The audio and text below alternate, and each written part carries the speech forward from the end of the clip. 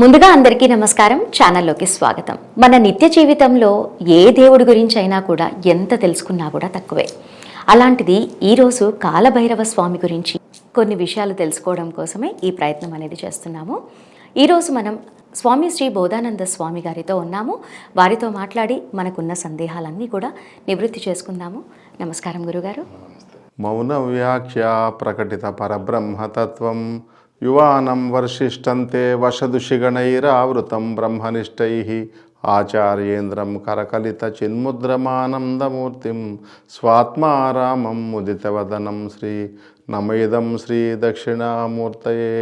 మేము స్వామి శ్రీ బోధానంద సైదాపూర్ గోసేవాశ్రమానికి సైదాపూర్ శ్రీ మహాకాల భైరవ శక్తిపీఠానికి పీఠాధిపతిగా ఉన్నాను. మేమే ఆశ్రమాన్ని స్థాపించి దాన్ని వృద్ధి చేయడానికి ప్రయత్నం చేస్తూ ఉన్నాం. యాదగిరిగుట్ట టెంపుల్ నుంచి ఒక 2.5 కిలోమీటర్ల దూరంలో ఉన్నటువంటి సైదాపూర్ గ్రామ శివారుల్లో ఉంటుందన్నమాట మా యొక్క కాలభైరవ క్షేత్రం. ఈ మహాకాలభైరవ క్షేత్రం స్వయంభూ కాదు, మేము ప్రతిష్ఠించింది. మా ఆరాధ్య దైవము, మా మంత్రాధిష్టాత, మంత్ర సంబంధమైనటువంటి గురు పరంపరలో నాద సాంప్రదాయంలో మేము భైరవోపాసన చేసేటువంటి వారము. ఆనంద భైరవి మిథునక్రమం అనేటటువంటి శ్రీచక్రార్చన విధానంలో ఈ అష్టభైరవ ఉపాసన, భైరవి పూజ ఇదంతా ఉంటుందన్నమాట. ఆ విధానంలో భైరవుల్ని ఆధర్వణ భద్రకాళి మాతని పైనను మహాకాల భైరవుణ్ణి క్రింద టెంపుల్లో ప్రతిష్ఠించి మేము విగ్రహ రూపంగా ప్రాణం పోసుకుని చిన్న విగ్రహాలతో చాలా సంవత్సరాలుగా మా చిన్నతనం నుంచి సన్యాసానికి సన్యసించడానికి ముందు నుంచి, అంటే దేహానికి ఒక 35 years వచ్చే దశలో సన్యసించాము బాలబ్రహ్మచారులు మేము.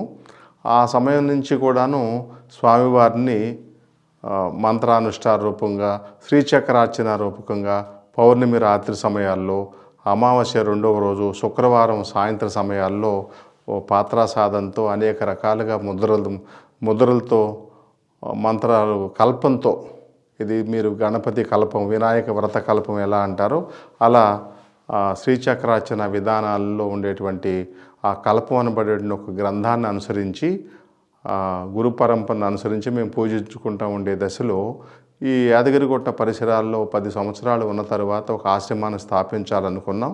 ఆ గోశాలను స్థాపించాం. గోశాలను స్థాపించిన తర్వాత ఇవి మనకే కాకుండా ప్రజలందరికీ ఈ భైరవ ఉపాసన కూడా ప్రచారం చేయాలనుకుని అక్కడ ఒక స్వామివారి యొక్క విగ్రహాన్ని ప్రతిష్ఠించాలనుకున్నాం. భైరవుల్ని మహాకాల భైరవుడని, అధర్వణ భద్రకాళి అని 2 విగ్రహాలని ప్రతిష్ఠించాము. అంతేకాకుండా మహాగణపతి, వారాహిదేవి, దత్తాత్రేయుడు, దక్షిణామూర్తి స్వామి కూడా ఉన్నారు, మానసాదేవి ఉన్నారు, సంతాన నాగు, సౌభాగ్య నాగుని ప్రతిష్ఠించాము. ముఖ్యంగా ఈ మహాకాలభైరవ విగ్రహాన్ని రాజమండ్రి కాలభైరవ గురువు అని మా ఉపగురువులైనటువంటి ఆ కాలభైరవ గురువు గారు ఆయన ప్రసాదంగా అనుగ్రహించి మాకు ఆ విగ్రహాన్ని ప్రాణప్రతిష్ఠాదులు చేసి పంపించారు. ఆయన చేతుల మీదుగానే ప్రతిష్ఠ జరిగింది. వారి అమూల్య సమయాన్ని మాకు వెచ్చించి అనేక సందర్భాల్లో ఆశ్రమ కార్యక్రమాల్లో ఆయన కూడా పాలుపంచుకున్నారు. ప్రతినిత్యం కూడాను కాలభైరవ పూజా విధానం జరిగే విధానంగా తెల్లవారుజామున 4:30 నుంచి రాత్రి 9 వరకు జరిగేటువంటి కార్యక్రమాలన్నీ ప్రతినిత్యం అమ్మవారికి, అయ్యవారికి, భైరవులకి జరుగుతూ ఉంటాయన్నమాట. ఉజ్జయిని కాలభైరవుని యొక్క విధానాన్ని, పూజను ఎలా అయితే చేస్తారో వారు ఆ విధానంగా మాకు జరుగుతూ ఉంటుంది. ఈ కాలభైరవునికి నిమ్మకాయలు, ఎవరి వయసు ఎంతో అన్ని నిమ్మకాయలతో వారికి మాల వేయించటం, వచ్చిన భక్తాదులందరికీ కూడా వారిని సృజించేటువంటి అవకాశం ఇవ్వటం. మా ఆశ్రమంలో మా కాలభైరవ శక్తిపీఠం యొక్క ప్రత్యేకత ఏంటంటే, ఎవరైనా ఆ క్షేత్రానికి వచ్చి 2-3 రోజులు ఉండొచ్చు. వసతి సౌకర్యాలు, భోజన సౌకర్యం అంతా కూడా ఆశ్రమం వారే, మేమే ఏర్పాటు చేస్తాము. తర్వాత ఆ కాలభైరవుడికి వారే స్వయంగా ఆ స్వామివారికి ఇష్టమైనటువంటి రకరకాల పదార్థాలతో అభిషేకం చేస్తాము. వారికి ఇష్టమైనటువంటి పదార్థాలను కూడా నివేదన చేస్తాము. వీరి యొక్క అనేక రకాల నవగ్రహ దోషాలు, గ్రహపీడలు ఏమైనా తొలగాలనుకునే సందర్భంలో 19 ఎండు కొబ్బరి చెప్పులతో దీపారాధన, బూడిద గుమ్మడికాయలతో దీపారాధన చేయిస్తాము. ఒక్క బూడిద గుమ్మడికాయతో చేసేటువంటి దీపారాధన ఒక చండీ యాగంతో సమానం. అలా 19 ఎండు కొబ్బరి చెప్పులతో లక్ష్మీప్రదం అన్నమాట. ఎండు కొబ్బరి చెప్పులతో పువ్వు ఒత్తులు వేసి దీపారాధన చేస్తాను. నువ్వుల నూనె కానీ మాకు గోశాల కాబట్టి స్వచ్ఛమైన ఆవు నెయ్యి కొద్దిగా లభిస్తుంది కాబట్టి ఆవు నెయ్యితో చేసే అవకాశంగా చేస్తూ ఉంటాం. ఎక్కువగా దొరకని సందర్భాల్లో తక్కువగా ఉన్నప్పుడు స్వచ్ఛమైన శుద్ధమైనటువంటి నువ్వుల నూనెతో దీపారాధన చేస్తాము. ఆ నిమ్మకాయలు కూడా వారికి తిప్పి ఆ స్వామివారి మెడలో మేము తిప్పివేసేసేసి వాళ్ళు అనారోగ్య పీడితులుగా ఉన్న, దుష్టగ్రహ బాధలతో ఉన్న, నవగ్రహాలతో, ఆర్థిక ఇబ్బందులతో ఉన్న, ఆరోగ్య సమస్యలతో ఉన్న, ఏదైనా వాళ్ళకి చికాకులు, ఇంట్లో కుటుంబ కలహాలు, ఏదైనా గృహఛేద్రాలు ఇలాంటివి జరిగే సందర్భంలో ఆశ్రమాన్ని ఆశ్రయించినప్పుడు, కాలభైరవుడి దగ్గరికి వచ్చినప్పుడు వారి చుట్టూ నిమ్మకాయలు తిప్పివేసేసి ఇంకా కొన్ని పదార్థాలు, స్వామివారికి ఇష్టమైన పదార్థాలను కూడా తిప్పి ఆయన మీద పోయటము, లేదా ఆయన చేతిలో పానపాత్రలను ఆ పాత్రలో పోయటం, ఆ పదార్థాన్ని వెలిగించి స్వామివారికి హారతి ఇవ్వటం, మన కర్మలన్నీ కూడా ఆ విధంగా వెలిగి హరించిపోతాయనేటువంటి నమ్మకంతో మేము మా పరంపర నుంచి మేము నేర్చుకున్నాం. అదే విధానంగా ప్రజలందరికీ మేలు జరిగే విధంగా చేస్తూ ఉన్నాం అన్నమాట. చాలామంది తెల్ల పువ్వులు కాకుండా, మల్లె పువ్వులు తెల్ల పువ్వులు కాకుండా ఏదైనా పూలమాలలు తెచ్చుకోమంటాం. ఆ పూలమాలలను వారి చేత అలంకరింపజేస్తాం అన్నమాట. అనేక రకాల వాయిద్యాలతో ఉన్నటువంటి వాయిద్యాలతో హారతులు ఇవ్వటం అదంతా చేస్తాం అన్నమాట. అంటే జాతకంలో కూడా మామూలుగా ఈ దేవుడిని కొలవాలి, ఆ దేవుడికి ఇలా ఇన్ని చుట్లు తిరగాలి అనేసి చెప్తూ ఉంటారు కదా. అవునమ్మా. ఇప్పుడు మీరు చెప్పినవన్నీ కూడా దానికి సంబంధించినట్టుగానే నాకు అయితే జాతకంలో లగ్నం నుంచి పంచమాధిపతిని పూజించాలి. ఇప్పుడు మంత్రస్థానం కనుక నవమాధిపతిని పూజించాలి, ఎందుకంటే పూర్వపుణ్యస్థానం కనుక. ఇలా వ్యయాధిపతిని పూజించాలి, షష్టమాధిపతిని పూజించాలని రకరకాల మతాంతరాల్లో, రకరకాల స్కూల్స్లో, జైమిని స్కూల్స్లో రకరకాలుగా పరాశరుడు ఒక రకంగా ఏదో చెప్పారు. అయితే యథార్థానికి కాలభైరవుడు శని మహాదేవుని యొక్క గురువు గనుక, శనీశ్వరుడు, శని మహాదేవుడు వారి గృహఛేద్రాలతో, ఆ తండ్రి కొడుకులు కుటుంబ కలహాలతో డిప్రెషన్లో ఉన్నప్పుడు ఈ కాలభైరవుడు ఆయన చేరదీసి రక్షించారని, ఆయనకి కాలభైరవుడే గురువు అని. అంచేత ఎవరైనా ప్రపంచంలో ఎవరి మాటైనా ధిక్కరిస్తారు, కానీ గురువు మాటను సాధారణంగా గురువు నిజంగా గురు శిష్య బంధం ఉన్నప్పుడు ధిక్కరించరు కనుక నవగ్రహాల్లో శని మహాదేవుడి యొక్క అర్ధాష్టమ శని, అష్టమ శని, ఏలినాడు శని, అది 7.5 అంటాం కదమ్మా. ఇలాంటి శనిదేశాలు ఇంకా అనేక రకాలుగా సప్తమాధిపతి వ్యయంలో ఉన్నప్పుడు వివాహ సంబంధమైనటువంటి ఆ డెత్ ఆర్ డైవర్సులని అనేక రకాలుగా చెబుతూ ఉన్నటువంటి ఏ ఇతి బాధలు కానీ, శని మహాదేవుడి దోషం ఉన్నా, కుజ దోషం ఉన్నా, రాహుకేతుల దోషం ఉన్నా, ప్రధానంగా ఏదైనా సమీపంలో ఉన్నటువంటి కాలభైరవ క్షేత్రాన్ని దర్శించి ఆ కాలభైరవునికి కనుక చక్కగా ఇప్పుడు శని మహాదేవుడు దోషంగా ఉన్నారనుకున్నప్పుడు ఒక చిన్నటి కాటన్ నల్ల వస్త్రంలో నల్లటి నువ్వులు వేసి దాన్ని మూటగా కట్టివేసి పైన వాటినే ఒత్తులుగా భావించి నువ్వుల నూనెలో వేసేసి పచ్చి కొబ్బరి చెప్పులో కానీ, ఎండు కొబ్బరి చెప్పులో కానీ బూడిద గుమ్మడికాయ అంటే ఆయన చాలా ఇష్టం. అలాంటి విధానంగా దీపారాధన చేసినప్పుడు ఆ శని మహాదేవుడి యొక్క మంత్రాన్ని మా ద్వారా కానీ ఎవరైనా ఇంకా మహాత్ములు ఎవరి ద్వారా అయినా సరే తీసుకుని ఆ క్షేత్రంలో ఉండి, కాలభైరవ సన్నిధానంలో ఉండి మనం ఆ జపం చేసినప్పుడు, ఎక్కడైతే కాలభైరవ క్షేత్రంలో దేహం ప్రాణం విడిచినా కూడా ఆ క్షేత్రంలో, కాశీ క్షేత్రంలో ఎలా అయితే ఏ జీవి ప్రాణం విడిచినా కానీ కుడి చెవి ఇట్లా ఉండి పక్కకు తిప్పబడి ఉంటారనమాట అమ్మ. అందుకే చాలా కాశీలో మరణించటం వల్ల ముక్తి అని చెప్తారు. అంచేత ఏ కాలభైరవ క్షేత్రం ఎక్కడ దేశంలో ప్రపంచవ్యాప్తంగా ఎక్కడ కాలభైరవుడిని శాస్త్రీయంగా ఆగమశాస్త్ర నియమాల ప్రకారం ఎక్కడ మనం ప్రతిష్ఠించినప్పుడు కూడాను ఆ కాలభైరవ క్షేత్రంలో ఏదైనా అకాల మరణం లాంటి ఏదన్నా ఇబ్బందులు కలిగినప్పుడు కూడా వారికి ఈ నరకయాతన లేకుండా భైరవయాతన ఉండి కొద్ది క్షణాల్లో, కొద్ది నిమిషాల్లోనే వారికి ఆ యాతన అంత అనుభవంలోకి వచ్చి మళ్ళీ శివ సాయుధ్యం పొంది మళ్ళీ త్వరగా జన్మలకు వచ్చి మంచి ఉత్తమ ఉపాధుల్లో జన్మించి జ్ఞాన మార్గాన్ని అనుసరించి మోక్షాన్ని పొందుతారు అనబడేటువంటిది అది శాస్త్ర ప్రమాణం. శాస్త్రాన్ని నమ్మేవారికి ఇదంతా హిందువైన వారు, శాస్త్ర ప్రమాణాన్ని అంగీకరించేవారు వీటన్నిటిని మేము నమ్మమనే వాళ్ళకి మనం చెప్పలేము. ఇది శాస్త్రంలో చెప్పబడింది. శాస్త్రానికి మనం దాసులు కానీ శాస్త్రం మనకు దాసి కాదనుకునేటువంటి సనాతన హిందూ ధర్మాన్ని అనుసరించే వారి కోసం మనం ఇదంతా మాట్లాడుకుంటున్నాం. అంచేత మా క్షేత్రంలో అనేక రకాలైనటువంటి ఈ కాలభైరవ సంబంధమైనటువంటి దేవతల్ని కొంతమంది ఏం చేస్తారంటే ఈ దేవతని ఇంట్లో పెట్టకూడదు. మామూలుగా చిత్రపటం ఎక్కడ నేను చూడలేదు ఇంట్లో పెట్టుకోవడం అనేది. భయపడుతూ ఉంటారు ఇంట్లో పెట్టి పూజ చేయడానికి. అసలు పెట్టుకోవచ్చు అంటారా, పెట్టుకోకూడదా? పెట్టుకోవచ్చమ్మా. ఎందుకంటే నవగ్రహాలు, అష్టదిక్పాలకులు, త్రిమూర్తులు, త్రిశక్తులు, త్రిమూర్తుల నుంచి డైరెక్ట్గా అంశ లక్షణాలుగా వీరభద్రుడు, కాలభైరవుడు కూడా సమానమైనటువంటి ప్రోటోకాల్ కలిగిన వారు. పరమేశ్వరుడు ఎంతో ఇంచుమించుగా కాలభైరవుడు ఆయన పుత్రుడు అనలేము, ఆయన నుంచి సృజించబడినటువంటి మరొక క్లోనింగ్ అంటాను చూచారు మనం, అలా అన్నమాట. ఏది ఆయన ఒకనొక సందర్భంలో త్రిమూర్తులకి వివాదం వచ్చింది, మన ముగ్గురులో ఎవరు శక్తిమంతులు అని. సాధారణంగా శాస్త్రంలో ఏం చెప్పబడింది, బ్రహ్మ ప్రళయం, విష్ణు ప్రళయం, రుద్ర ప్రళయం, సదాశివ ప్రళయం, మూలవిరాట్ ప్రళయాలు అన్నారు. ఆ ప్రళయంలోనే ఎవరి ముందు ఎవరి వెనుక తెలుస్తుంది. చాలా అనంత గణింపనలవి కాని లెక్కింపనలవి కాని అనంతమైన కాలంలో బ్రహ్మ మారతారు. అలాంటి బ్రహ్మలు చాలామంది మారినాక విష్ణువు మారతారు. అలా చాలామంది విష్ణువులు మారిన తర్వాత శివుడు మారతారు అన్నప్పుడు ఎవరు ఎక్కువ అనేది దాంట్లోనే ఉంది.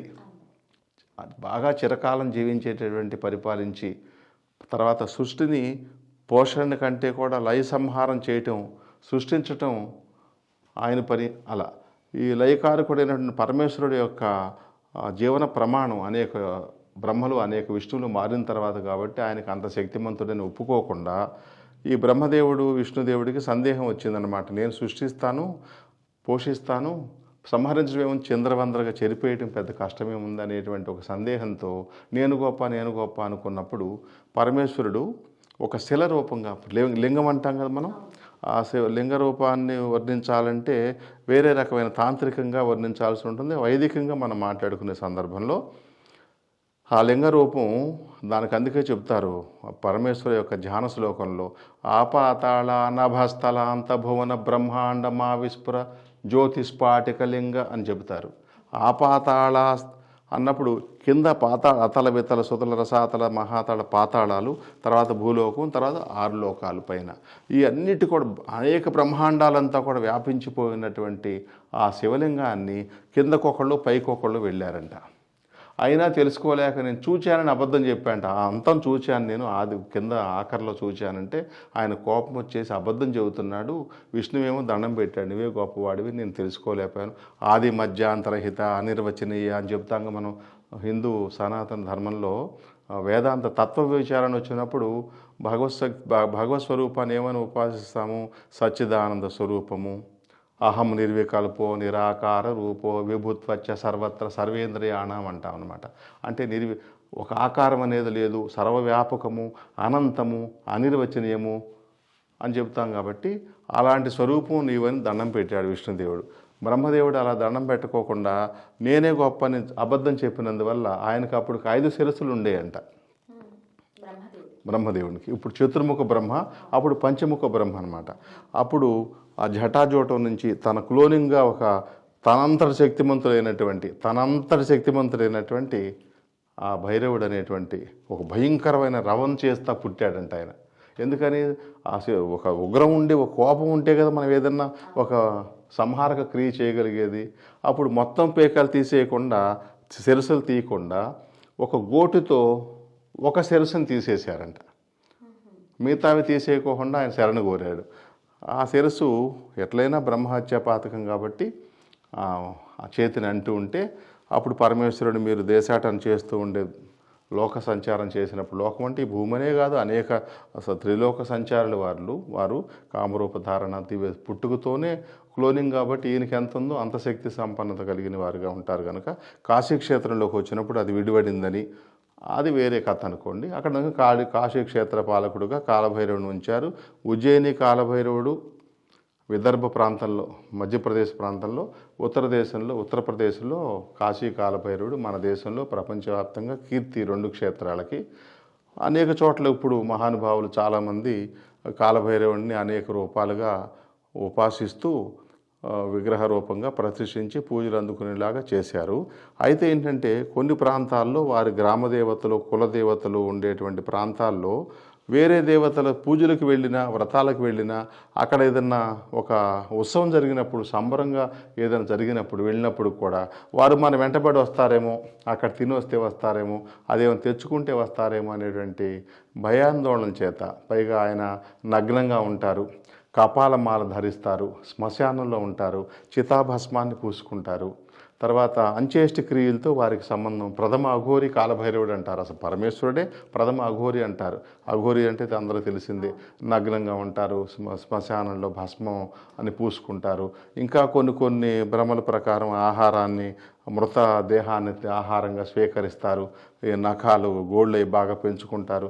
ఇలా చెప్పబడేటువంటి, అంటే వారి జోలికి మనం వెళ్ళి వారి యొక్క సాధనకి డిస్టర్బ్ చేయకుండా ఉండేదానికోసం ఆ కృత్రిమమైనటువంటి వేషంగా చెబుతారు మా గురు పరంపరలో. యథార్థంగా వారు గొప్ప యోగులు, గొప్ప సాధకులు. పరమేశ్వరుని తనలో న్యాసం చేసుకుని తాను వేరు కాకుండా ఆ మహేశ్వరుడే ఆ మంత్రరూపంగా తనలో నివసిస్తున్నట్టుగా తానే అట్టి స్వరూపంగా రూపాంతరం చెందేటటువంటిగా చేసేటువంటి సాధన అన్నమాట. అంతే తప్పితే కాలభైరవుని ఇంట్లో కాలభైరవుడు అనగానే ఒక శునకం గుర్తొస్తుంది అందరికీ. ఆయన వాహనం శునకం తప్పితే ఆయన శునకం కాదు.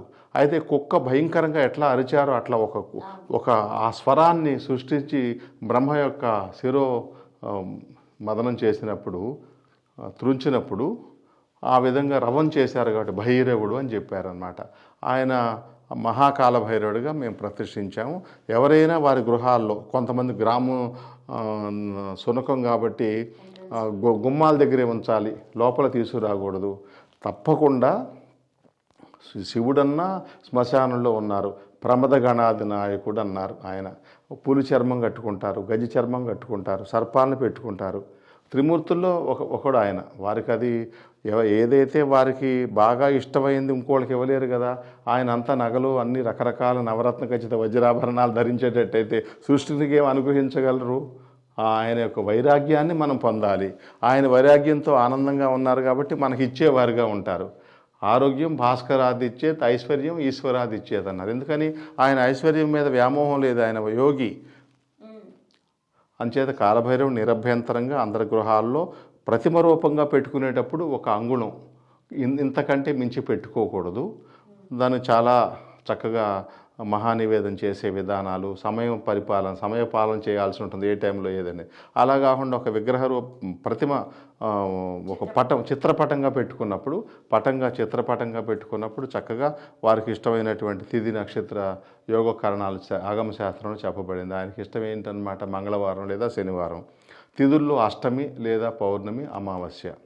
ఆయనకి ఇష్టమైనటువంటి దీపారాధన ఏంటన్నమాట? పిండి దీపం, బెల్లం దీపం, తర్వాత ఎండు కొబ్బరి చిప్పల దీపం, తర్వాత ముఖ్యంగా ప్రధానంగా కోష్మాండ దీపం, అంటే తెల్ల గుమ్మడి, బూడిద గుమ్మడి అంటాం కదా, బూడిద గుమ్మడికాయల దీపారాధన ఇష్టం. ఇంట్లో కూడా వెలిగించవచ్చు. కాదు కొంతమంది ఏమంటారంటే మతాంతరంలో గృహాల్లో బూడిద గుమ్మడి నిమ్మడి దీపాలు వెలిగించొద్దండి, దేవాలయాలకు వెళ్ళి వెలిగించమంటారు.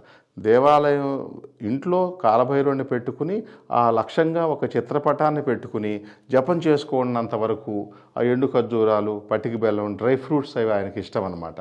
ఎందుకు? ఆయన యోగి కాబట్టి ఆయన మిగతా పక్వాహారాలు అవన్నిటికంటే ఎండినటువంటి పదార్థాలని తక్కువ మోతాదులో తీసుకున్నాను చిహ్నం అనమాట. డ్రై ఫ్రూట్స్ తీసుకునేటప్పుడు ఎక్కువ దాంట్లో ఉండే ప్రోటీన్స్, క్యాలరీస్ని చూస్తాను అనమాట. ఆయన యోగి కాబట్టి ఆయన మితాహారంగా ఉండేవారు కదా యోగులు కాబట్టి. ఆయన ఎండు ఖర్జూరాలు, ఎండు ద్రాక్షలు, డ్రై ఫ్రూట్స్, పటికి బెల్లం అని తెల్ల బెల్లం ఉంటుంది సార్, ఆ పటికి బెల్లాన్ని ఆహారంగా సమర్పించి జపం చేసుకునే వరకు, హారతి ఇచ్చే వరకు, మామూలు దీపారాధన చేసుకునే వరకు నష్టం లేదు. కానీ బూడిద గుమ్మడికాయ దీపాలు, నిమ్మకాయ దీపాలు, ఆయన పత్ని ఆధరణ భద్రకాళి కాబట్టి ఆవిడకి నిమ్మకాయ దీపారాధన, నిమ్మమాలలు అవన్నీ వేస్తారు కాబట్టి సాధారణంగా ఇట్లాంటివన్నీ కూడాను జపం వరకు, పటం పెట్టుకుని పూజించే వరకు మంచిదే. ఏదైనా అక్కడ సమీప గ్రామాల్లో వారి పరిసరాల్లో ఉన్నటువంటి కాలభైరవ క్షేత్రానికి వెళ్ళి అక్కడ ఈ కోష్మాండ దీపాలు ఇట్లాంటివన్నీ కూడా చేయొచ్చు. బెల్లం దీపం కూడా ఇంట్లో చేసుకోవచ్చు.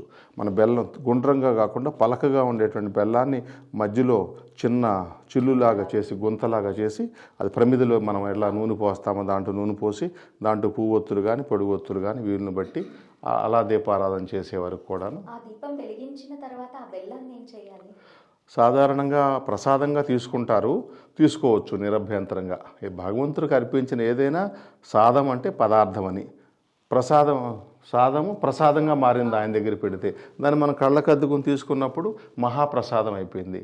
దాంట్లో అక్కడ మనం జపం చేసినటువంటి వైబ్రేషన్స్, ఆ స్వామి దగ్గర మనం చూపెట్టే భక్తి శ్రద్ధలు, మన త్రికరణ శుద్ధిగా చేసే పూజ, ఆ మంత్ర వైబ్రేషన్స్ అన్నీ ఆ పదార్థాల మీద పడి అవి మనం తీర్థంగా తీసుకున్నప్పుడు, ఇప్పుడు గ్లాసులో వాటర్ పెట్టి అఫర్మేషన్ చేయండి అని చెబుతున్నారు ఆధునిక ఛానల్స్లో. అదేవిధంగా అక్కడ తీర్థం తీసుకోవడం అనేది ఇవాళ కొత్తగా వీళ్ళు కనిపెట్టింది కాదు. అనాది నుంచి తీర్థ ప్రసాదాలు తీసుకోకుండా వెళ్ళకూడదండి. దేవుడి గుడికి వెళ్ళి సత్యనారాయణ వ్రతంలో చేసామంటే మనం ఏం చేస్తారు, తీర్థప్రసాదాలు చేసుకోకుండా వెళ్ళినందుకు ఎన్నో కష్టాలు పడినట్టుగా మనకి కథలు ఉన్నాయి. అంచేత మనం ఏదైతే సంకల్పం చెప్పుకున్నామో ఆ సంకల్పం అక్కడ ఫీడ్ అయిపోయిందనమాట. ఆ వాటర్లో, అక్కడ నివేదించిన ప్రధాన నైవేద్యంలో దాన్ని మనం ఆహారంగా తీసుకోవటం వల్ల మన ఆక్సిజన్లో ద్రవరూప ఆక్సిజన్గా ఉండేటువంటి నీరు ఏ పదార్థం తీసుకున్నా కానీ కడుపులోకి వెళ్ళగానే రసాయనాలు ఊరి అవి జీర్ణం చేసి గ్లూకోజ్గా మార్చి బ్లడ్లో పంపుతాయి. అది ద్రవరూప ఆక్సిజన్ ఉండేటువంటి వాటర్లో తీసుకున్నప్పుడు వాటర్కి అది రసాయన చర్య జరిగే అవసరం లేదు. అది ఒంటికంత వ్యాపించి మనం దృఢచిత్తం కలుగుతుందన్నమాట. ఇది మనం ఏదైతే సంకల్పం చేశామో ఆ సంకల్పాన్ని పొందేదాకా దాని మీద నిష్ఠతో ప్రయత్నించేది ఆరంభ సౌరత్వం కాకుండా ప్రయత్నించే మనోధైర్యం కలుగుతుంది. ముందు మనలో మార్పే కదా సగం. ముందు ప్రపంచం మారదు, మనం మారాలి ప్రపంచం. అలా అంచేత నిరభ్యంతరంగా కాలభైరవుని పూజించవచ్చు. తీవ్రమైనటువంటి బలులు, ఈ అనేక రకాల దారు, ఏది మన మధు అంటారు కదా, సారాయి, ఇట్లాంటివన్నీ కూడా ఆయనకి ఇష్టమైన ఆహారాలు. అభిషేకం చేయాలన్నా, వాటిని వెలిగించి హారతి ఇవ్వాలన్నా, వాటిని పానపాత్రలో ఇట్లాంటి. ఇప్పుడు మనకి ఏవైనా దోషాలు పోవాలి అని స్పెషల్గా మనం దీపాలు వెలిగించినప్పుడు అందులో నువ్వుల నూనె పోసి వెలిగిస్తే మంచిదంటారా, లేకపోతే ఆవునేతి దీపాలు వెలిగిస్తే మంచిదంటారా? ఆవునేతి దీపం సర్వశ్రేష్టమమ్మ అని ఆవు పాల నివేదన చేయటం కానీ సర్వ నైవేద్యాలు పెట్టినటువంటి ఫలితం అన్నమాట ఆవు పాలు. అంటే ఆవు అనగానే ఎలాంటి ఆవు ఉండాలి? నేను ఈ మధ్య ఒక 2-3 గంటల క్రితం ఒక వీడియో చూశాను. దాంట్లో చాలా డిబేట్ జరుగుతూ ఉంది. ఇటు పక్కన ఒక 5 కూర్చున్నారు, అటు పక్కన ఒక 4 కూర్చున్నారు. వాళ్ళల్లో ఒక ఇంగ్లీష్ డాక్టర్స్ 2, ఒకళ్ళు న్యూట్రల్గా ఉన్నారు, ఒక ఆయన ఆయుర్వేదిక్ డాక్టరు. ఆయన కొన్ని పద్ధతి ప్రకారంగా తీసుకుంటే ఓకే అంటున్నారు. వీళ్ళందరూ గోపంచితాన్ని తీసుకోవటం వల్ల మంచి అంటారు, వాళ్ళేం కాదంటారు. అసలు గోవు పాలు, గోవు నెయ్యి అనుకున్నప్పుడు మనకి ఇది గుర్తొచ్చింది అనుకోండి.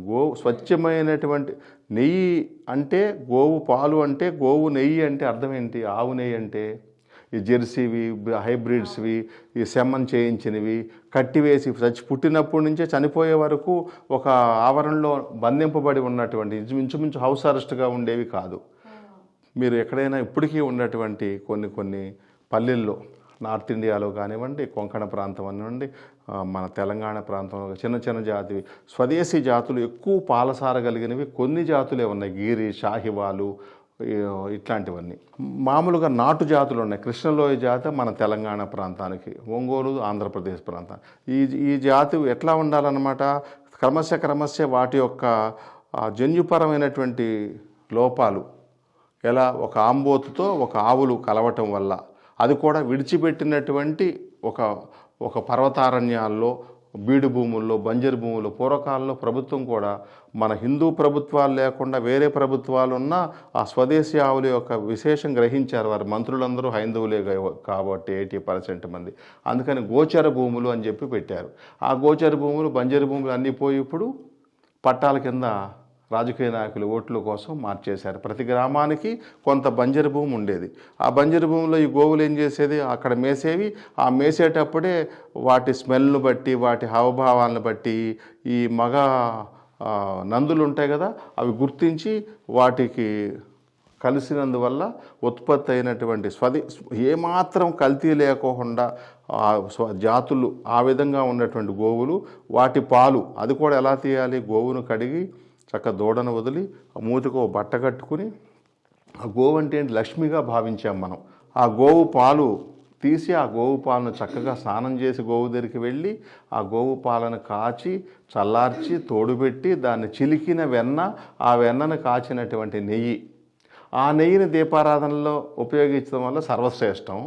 అలా కానప్పుడు రెండో పాయింట్గా మన వ్యవసాయ ఆధార దేశం, ఎక్కువగా నువ్వులు పండేటువంటి వర్షాధార పంటగా వేసేటువంటి నువ్వులు పండే ప్రాంతం, నువ్వులు విస్తారంగా దొరుకుతాయి.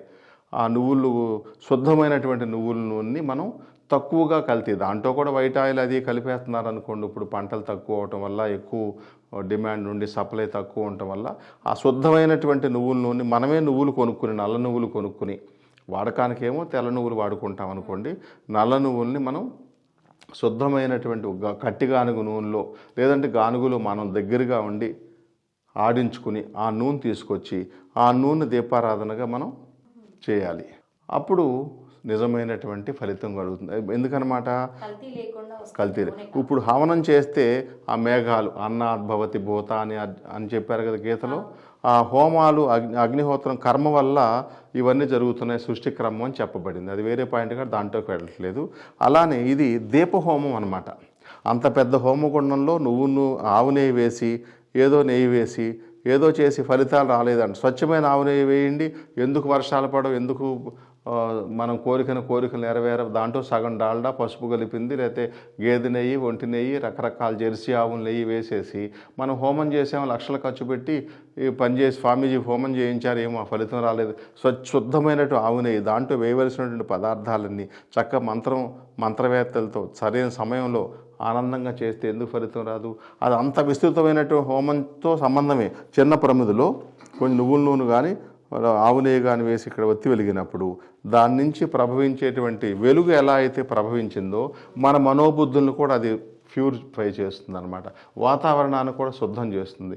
మీకు భోపాల్ గ్యాస్ బాధితుల గురించి వినుంటారు మీరు, అప్పుడు చిన్నపిల్లలు అయి ఉండొచ్చు. అప్పుడు ఆ ఫ్యాక్టరీకి సమీపంలో ఉండి ఆవు పిడకలతో హోమం చేసుకుంటూ ఉండేటువంటి వారింట్లో ఉండేటువంటి ఆక్సిజన్ వల్ల దాని ఒక ఆ కెమికల్ ఫ్యాక్టరీ నుంచి వచ్చే విషవాయువులు వారి మీద పెద్దగా ప్రభావం చూపెట్టలేదు. మిగతా వారం చుట్టుపక్కల వారందరూ అన్కాన్షియస్ అవ్వటమో, లేదా మరణించటమో, లేదా ఏదైనా పెరాలసిస్ లాంటి ఏదైనా కొన్ని అవయవాలు దెబ్బతినటమో, దీర్ఘకాలిక వ్యాధులకు గురవటం జరిగినా కానీ ఈ నిత్యాగ్నిహోత్రుడుగా ఉండేవారికి ఆ సైన్సిస్టులు రియల్గా జరిగింది. మీరు భోపాల్ వెళ్ళి ఆ కుటుంబాలను ఇప్పుడు కూడా ఎంక్వైరీ చేయాలనుకుంటే సైన్సిస్టులు ఎంక్వైరీ చేసుకోవచ్చు. ఇందాక డిబేట్ గురించి చెబుతూ మనం ఇలా వచ్చాం. అసలు స్వదేశీ ఆవులు, స్వచ్ఛమైనటువంటి దేశీయ ఆవులు అంటే కల్తీ లేకుండా 100% భారతీయ గోవులు అన్నమాట. వాటి యొక్క డంగ్ అండ్ యూరిన్, గోపంచితము, గోమయము అన్నీ కూడా వైద్యపరమైనటువంటి ఔషధాలు.